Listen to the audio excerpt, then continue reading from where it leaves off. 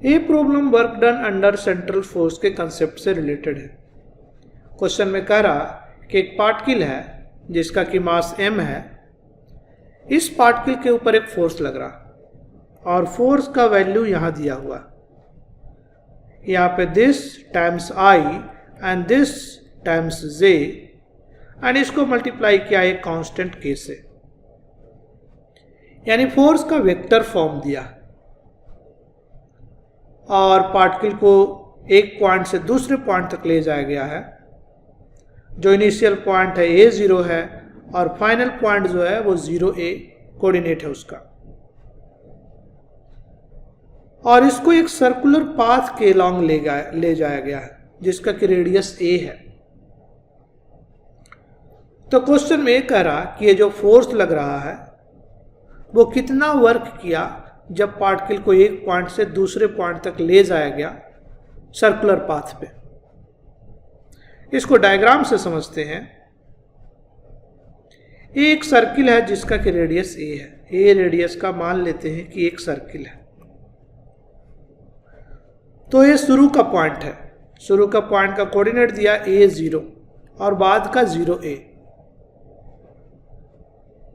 तो इसका कोऑर्डिनेट क्या होगा? इसको हम लोग अगर x एक्सिस का ले और इसको y एक्सिस का ले तो यहां से यहां लेंथ हो गया a, यानी x कोऑर्डिनेट हो गया a और y कोऑर्डिनेट हो गया 0, और इसका जो हो गया x coordinate 0, y coordinate a। यानी पार्टिकल को इसी पाथ के लॉन्ग यहां से यहां तक ले जाया गया। यानी कहें कि ये पार्टिकल जो है यहां से यहां गया under the action of this force.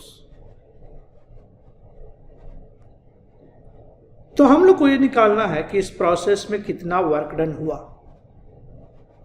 अगर आपको याद हो वर्क डन का क्या फॉर्मूला होता है। वर्क जो होता है एक स्केलर क्वांटिटी होता है और वो होता है F टाइम्स dr, या कहें कि F डॉट dr या F डॉट r। अगर ये सारा डिस्टेंस छोटा छोटा वर्क डन निकालना है dw तो ये हो जाएगा F कांस्टेंट फोर्स है और डॉट dr। जो फोर्स दिया हुआ उसको हम लोग थोड़ा देखते हैं, वहां से हम लोग को हिंट लगेगा। ये दिया हुआ k times this plus this, and इसमें i कैप, दिस में j कैप। ये दोनों में कॉमन है, यहां कॉमन है तो इसको बाहर ले लें। अगर बाहर ले लें तो क्या आ जाएगा? k divided by x square plus y square raise to the power 3/2, और अंदर में क्या बचा? अंदर में बच गया xi प्लस वाई जे। xi प्लस वाई जे ये क्या है? ये r वेक्टर है, पोजीशन वेक्टर। इसको समझते हैं। जैसे मान लीजिए कि ये डिस्टेंस अगर x है और ये डिस्टेंस y है तो इस वेक्टर को हम लोग कह सकते हैं r vector, position vector. x along x axis तो xi हो गया, a हो गया बाई जे। तो इसका जो कोऑर्डिनेट हो गया x बाई, मगर इसका जो वेक्टर हुआ वो हो गया xi प्लस बाई जे। यानी r वेक्टर पोजीशन वेक्टर को, ये बेसिकली एक वेक्टर है, पोजीशन वेक्टर को xi प्लस बाई जे लिख सकते हैं। तो इस फोर्स को हम कैसे लिख सकते हैं? ये कांस्टेंट अभी हमने बाहर किया था और अंदर में आ गया था xi प्लस बाई जे। तो इसको तो हम लोग वेक्टर r लिख सकते हैं। So this is nothing but vector r। और नीचे में क्या लिखा हुआ है? ये डिस्टेंस x है, ये डिस्टेंस y है, तो ये डिस्टेंस है root over x square plus y square. यानी x square plus y square raise to the power 3/2। ये जो है r, क्योंकि ये r डिस्टेंस है, r के पावर 3 के बराबर है। क्योंकि r किसके बराबर हुआ? r हुआ under root x square plus y square. Position vector का मैग्नीट्यूड, इसको हम लोग सिंपली r लिख रहे हैं। तो r जो हुआ under root x square plus y square के बराबर हुआ। तो अंडर रूट मतलब 1/2 और यहाँ क्यूब है तो ये r क्यू हो गया। तो इसको हम लोग लिख सकते k by r q times vector r। तो वर्क डन कितना हुआ? जो फोर्स है वो हमारा r वेक्टर के लॉन्ग है। r वेक्टर इधर है यानी आर वेक्टर इधर है और फोर्स आर वेक्टर इधर है और फोर्स भी इधर ही है, यानी फोर्स दिस के लॉन्ग है। डिस्प्लेसमेंट किधर हो रहा है? इस डायरेक्शन में टेंजेंशियल डिस्प्लेसमेंट हो रहा है, छोटा छोटा डिस्प्लेसमेंट।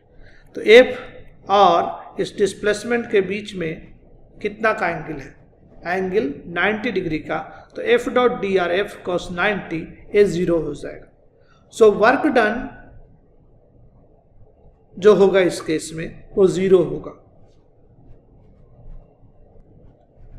सो ऐसा इसीलिए हुआ क्योंकि जो फोर्स लग रहा वो आउटवर्ड रेडियल डायरेक्शन में लग रहा, फोर्स इधर लग रहा और डिस्प्लेसमेंट इधर हो रहा। अगर कंफ्यूजन हो रहा तो इसको हम लोग फोर्स डॉट डिस्प्लेसमेंट लिखते हैं, डीएस, ताकि डीआर से आप कंफ्यूज ना करें। फोर्स रेडियल डायरेक्शन में और डीएस जो टेंजेंशियल डायरेक्शन में है, तो दोनों के बीच में जो एंगल है 90 डिग्री का है, तो F times DS times cos 90 0 हो गया। तो ए वर्क डन 0 हुआ। तो सभी ऐसा छोटा छोटा वर्क को अगर आप जोड़िएगा तो टोटल वर्क 0 हो जाएगा। फिर से समझिए, इस लोकेशन को, इस डिस्टेंस को हम अगर डीएस कहें तो इस पे फोर्स इधर लग रहा और ये डिस्टेंस डीएस जो है इसके परपेंडिकुलर है, यानी एफ इधर है और डीएस इधर है, दोनों के बीच में एंगल 90 है, यानी F time DS times cos 90 F dot DS हुआ। यही छोटा सा वर्क हुआ डी डब्ल्यू, इसका वैल्यू 0 हुआ। तो हर केस में यहाँ 0, यहाँ 0, यहाँ 0, क्योंकि हर बार फोर्स तो रेडियल ही लग रहा। यहाँ पे फोर्स ऐसे, यहाँ पे फोर्स ऐसे, फोर्स का कोई एक डायरेक्शन नहीं है, रेडियल डायरेक्शन में फोर्स लग रहा। और चूंकि पॉजिटिव आया है इसलिए ये आउटसाइड लग रहा, away from the origin, origin से दूर जा रहा। ऐसा भी हो सकता था अगर माइनस यहाँ कर देते तो ये फोर्स इनसाइड यानी इनवर्ड लगता, यानी रेडियस के अंदर लगता, यानी इनसाइड द रेडियल डायरेक्शन, यानी ओरिजिन की तरफ लगता।